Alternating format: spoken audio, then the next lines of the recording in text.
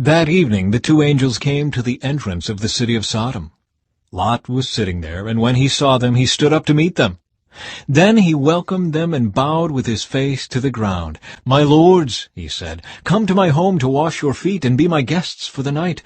You may then get up early in the morning and be on your way again." "Oh, no," they replied. "We'll just spend the night out here in the city square." But Lot insisted. So at last they went home with him. Lot prepared a feast for them, complete with fresh bread made without yeast, and they ate. But before they retired for the night, all the men of Sodom, young and old, came from all over the city and surrounded the house. They shouted to Lot, "Where are the men who came to spend the night with you? Bring them out to us so we can have sex with them." Hell no, to the no, no, no.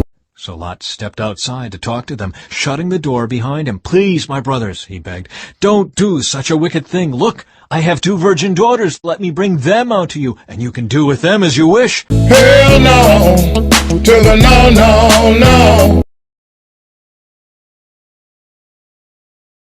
"But please leave these men alone, for they are my guests and are under my protection."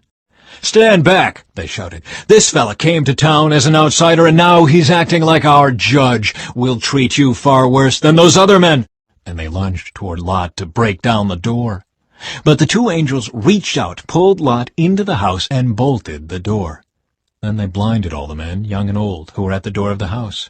So they gave up trying to get inside. Meanwhile, the angels questioned Lot. "Do you have any other relatives here in the city?" they asked. "Get them out of this place, your sons-in-law, sons, daughters, or anyone else. For we are about to destroy this city completely. The outcry against this place is so great it has reached the Lord, and he has sent us to destroy it." So Lot rushed out to tell his daughter's fiancés, "Quick, get out of the city. The Lord is about to destroy it." But the young men thought he was only joking. At dawn the next morning, the angels became insistent. "Hurry," they said to Lot. "Take your wife and your 2 daughters who are here. Get out right now, or you will be swept away in the destruction of the city." When Lot still hesitated, the angels seized his hand and the hands of his wife and 2 daughters and rushed them to safety outside the city, for the Lord was merciful. When they were safely out of the city, one of the angels ordered, "Run for your lives, and don't look back or stop anywhere in the valley. Escape to the mountains, or you will be swept away." "Oh, no, my lord," Lot begged. "You have been so gracious to me and saved my life, and you have shown such great kindness, but I cannot go to the mountains. Disaster would catch up to me there, and I would soon die. See, there is a small village nearby. Please let me go there instead. Don't you see how small it is? Then my life will be saved."